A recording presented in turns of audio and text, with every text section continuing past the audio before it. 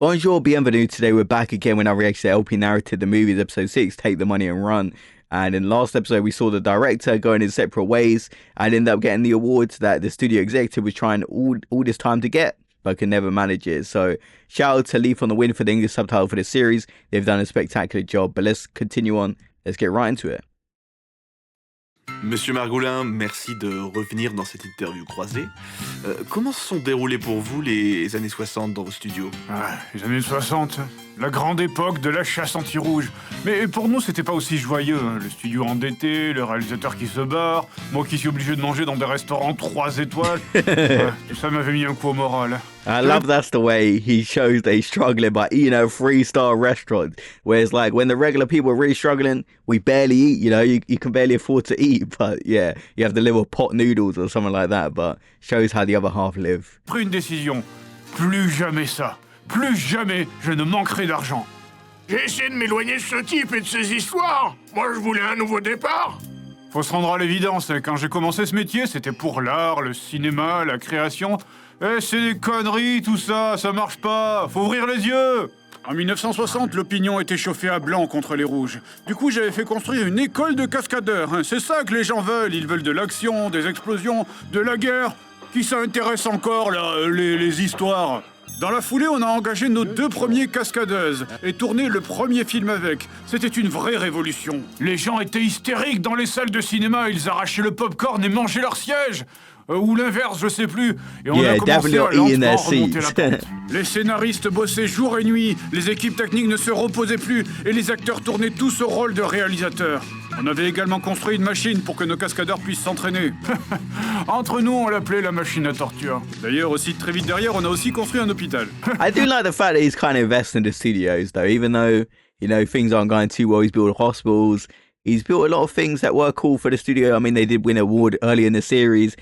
But he points out a good thing is, like, a lot of actors do try directing. Sometimes it's a miss. Sometimes it goes well, but there are a lot of actors throughout history, big actors, that have tried their hand at making a film. Sometimes it works out. Obviously, sometimes it doesn't. Alors bon, oui, je sais ce que vous vous dites, quand même, c'est vrai que c'est bizarre d'avoir construit en urgence un hôpital juste après l'installation d'un engin qui s'appelait la machine à torture. Mais je vous assure que tout ça n'était qu'une pure coïncidence. Du coup, il a commencé à mettre des cascades dans absolument tous ses films. Ça a commencé par une explosion dans une salle de bain, puis ça a continué en se battant au sommet d'une diligence. Ces films n'avaient plus aucun sens. Mais on s'en branle, regardez le pognon qu'on a cumulé. Après des années de disette, nos efforts payaient enfin. On mettait toujours au point des nouvelles techniques pour améliorer nos scripts. Exit les vieilles techniques d'écriture pour nos scénaristes. Maintenant, on pouvait enfin construire un bureau de script efficace. Ouais, et ça allait tout changer. Alors je comprends pas trop pourquoi ça s'appelle le bureau du script efficace, hein. D'après le plan de l'architecte, là, c'est exactement le même bâtiment. C'est juste qu'on a inversé le placard et les toilettes. Là. Les récompenses accumulées, meilleure formation studio, plus beau décor, studio le plus prolifique, même celle-là on l'avait gagnée. C'est la récompense qu'on gagnait quand on avait un planning parfait. Ah ça, nous à l'époque, on comptait pas nos heures, hein. On bossait 17 heures par jour et on se plaignait pas. Ouais, effectivement, il y avait une récompense pour être un connard. 17 hours a day, that is my nightmare. I got barely handle a 9 to 5, man. I'm always drained. 17 hours a day, that really is my nightmare. Sérieusement, il faisait bosser ses acteurs et ses cascadeurs, même quand ils avaient leurs jambes pétées. Et des cascades d'ailleurs, maintenant il y en avait dans tous ces films. Moi, j'avais pas besoin de cascades pour faire du cinéma. Moi, à ce moment-là, je faisais tout. Le réal, l'écriture... et parfois même l'acteur. C'était une sacrée période.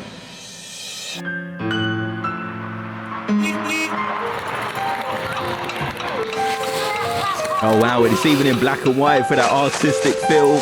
Even has that cigarette as well to make it look even more artistic, and the glasses.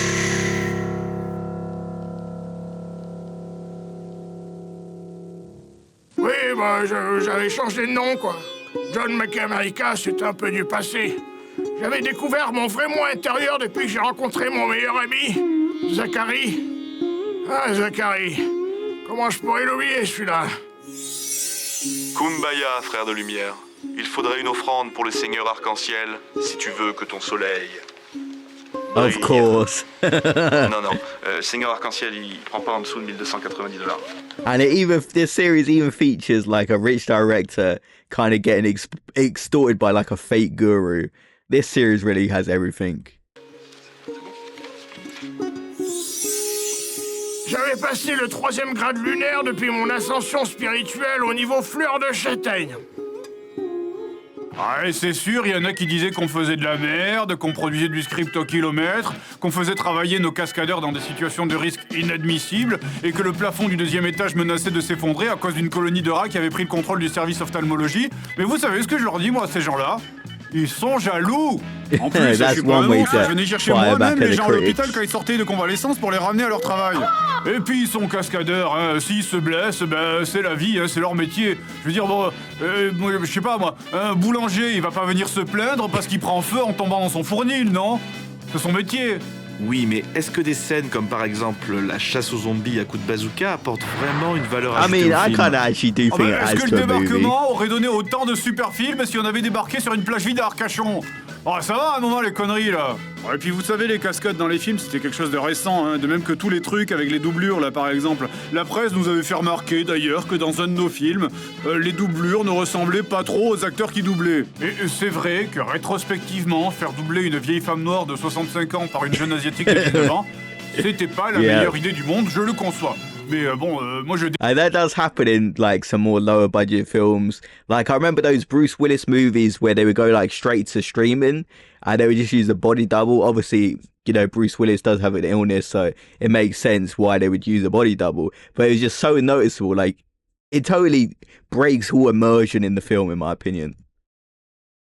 Découvrez, hein, j'apprenais tous les jours. Et encore un problème de plus, certains de nos acteurs commençaient à atteindre le vénérable âge de 70 ou 80 ans. Et ils demandaient qu'on leur accorde la retraite. Et ils vont faire quoi de leur journée s'ils travaillent pas, hein? Lire des livres? Aller au cinéma? Du coup, notre studio n'était plus composé que de vieux croulins à moitié morts et de petits jeunes sans expérience sortis tout droit de l'école de théâtre. Bon alors grâce à la magie du maquillage, on arrivait quand même à maintenir l'illusion pour le public. D'autant plus que nos scientifiques du cinéma avaient réussi à mettre au point une super technique de liposuction pour la clinique. Et on faisait tourner ça à plein régime. À plein régime, vous avez compris? Une clinique de liposuction qui fonctionne à plein régime. Il faut voir comment nos scientifiques ils assuraient dans le reste aussi, hein. On était tellement balèzes en effets spéciaux qu'on pouvait même faire traverser des vrais murs à nos acteurs. Enfin bref, nous étions dans les étoiles. Certains mois, nous étions même les premiers au classement. Les premiers, hein? Ah bah ça, il devait être vert, l'autre hippie. Mais non, j'étais pas vert, je m'en foutais de ces conneries. Moi, la seule chose dont j'avais besoin, c'était ça. Une vision. Et Zachary aussi. Ah bon, c'était compliqué. Est-ce que vous avez vu mon film La Roca Sagrada del Sol? Oui, bien sûr, on en a un extrait d'ailleurs. Wow, this looks like a very trippy film.